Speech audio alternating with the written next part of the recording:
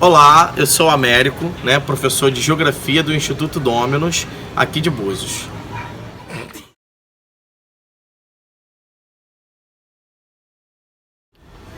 Eu acredito que a função da escola, de uma forma em geral, é repassar conteúdos.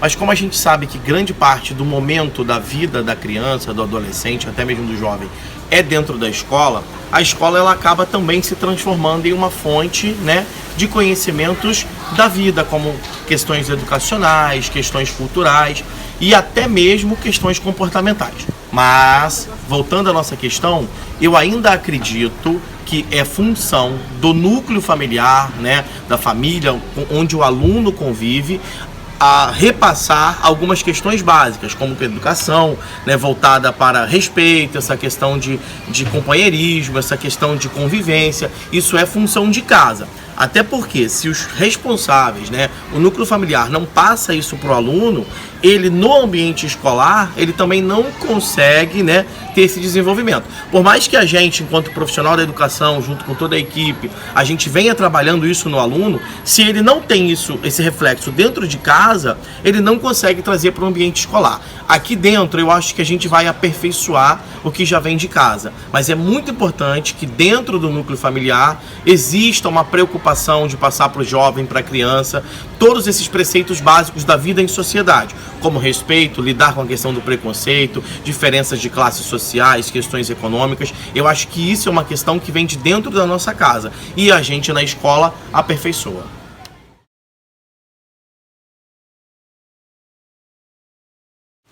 Bom, o projeto, a nível de percepção do que a gente chama de escola de paz, me parece uma continuidade do processo de educação. Hoje, a gente dentro da sala de aula, dentro do ambiente escolar, a gente identifica diversos nuances, diversos obstáculos que o educador ele tem diante do aluno. Bom, em questões simples, como questões ligadas à sexualidade, questões voltando ao caso do preconceito, questões ligadas à violência, a classes sociais, e muitas das vezes são questões que pais, ou responsáveis de uma forma em geral, deveriam trabalhar com os filhos, o que quer que seja. E de uma certa forma a gente percebe que falta em alguns desses responsáveis um tino, um desenvolvimento em relação a essas questões. Então, dessa forma, esse projeto que vem sendo desenvolvido há alguns anos, ele tem como finalidade trazer isso, aqueles pais que buscam comunidade escolar e às vezes não sabem como lidar. É muito comum a gente ouvir em reuniões pais que desabafam sabendo como não agir com os filhos. Ah, mas eu já tentei de tal forma, acabam desenvolvendo aquela política da troca, eu deixo ele jogar videogame, eu deixo ele fazer aquilo para que ele faça as funções ou para que ele se comporte.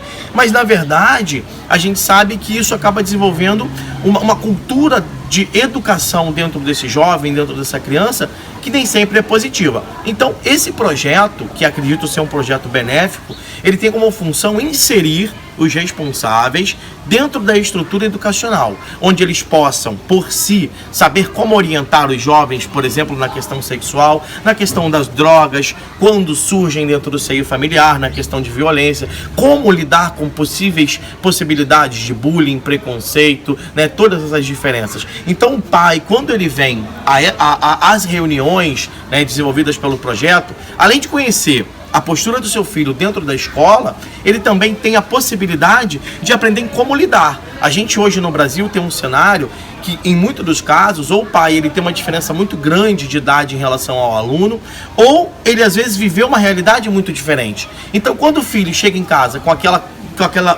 temática para ele, estou passando por isso, ou estou vivenciando isso, uma questão de sexualidade ou qualquer outra coisa dentro do seio escolar, o pai não sabe como agir e às vezes acaba agindo até de uma forma prejudicial àquela questão do aluno.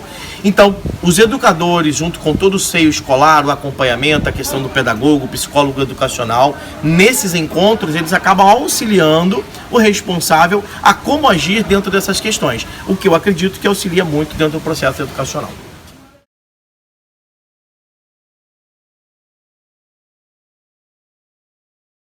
Bom, em relação à agressão, não só dentro da sala de aula, mas falando no Brasil enquanto nação, a gente tem uma sociedade bastante agressiva no que tange aos jovens, principalmente em relação ao que a gente diz respeito à questão de disciplina. Bom, o ambiente escolar, por mais que a escola tenha se renovado em grande parte, a escola ainda é um ambiente onde a gente preza pela disciplina ligada ao saber, né? Essa questão da hierarquia, da postura do professor no momento de ensinar.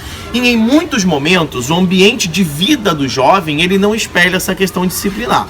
Então, quando ele chega na escola e não sente essa questão de respeito em relação ao professor, e esse, por sua vez, vem tentar desenvolver nesse aluno uma questão disciplinar, muitas das vezes, esse aluno ele se sente na possibilidade de desrespeitar o professor.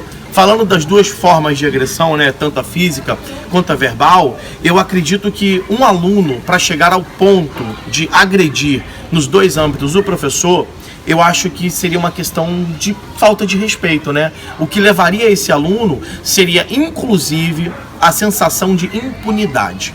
Eu acho que hoje o que permite o aluno agredir um responsável educacional seria a sensação, a possibilidade de uma impunidade, na forma de que vou fazer e possivelmente nada aconteça. Ou, às vezes, esse aluno já atingiu um grau de irresponsabilidade familiar e social tão grande que ele não se importaria com as próprias consequências. E aí sim, ele acaba desrespeitando o professor, né? De uma forma, de possíveis agressões, as mais comuns a gente sabe que são as verbais, e chegando até casos de agressões físicas, que são as mais complexas, né? E não só o professor, mas também o colega ao redor que passa por isso. Mas de uma forma resumida, eu acho que acredito que a sensação de uma possível impunidade, como ele ficaria impune, é o que permite com que ele faça esse tipo de agressão.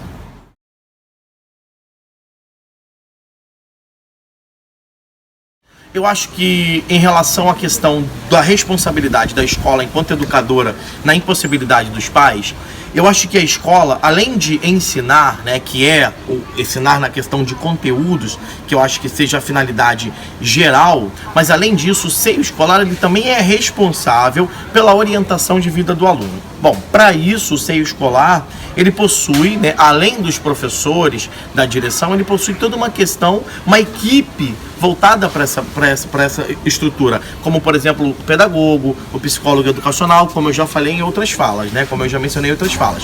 Bom, então sendo assim, eu acho que sim, é de responsabilidade indireta da escola, lembrando que é indireta, também é essa parceria com os núcleos familiares.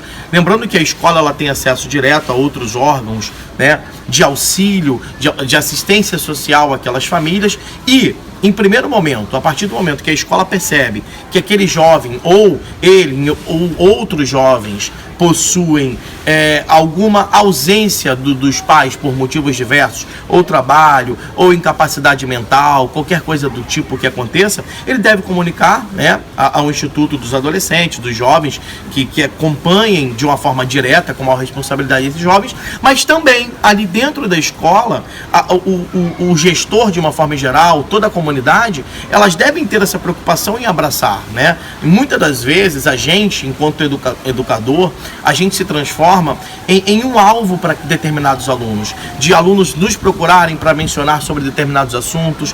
Estou passando por determinada dificuldade, o que você acha sobre isso? Questões de carreiras, opiniões pessoais. Então, assim, o educador, né, de uma forma bem generalista, ele deve estar atento a essas questões para que ele possa, inclusive, amparar o seu aluno.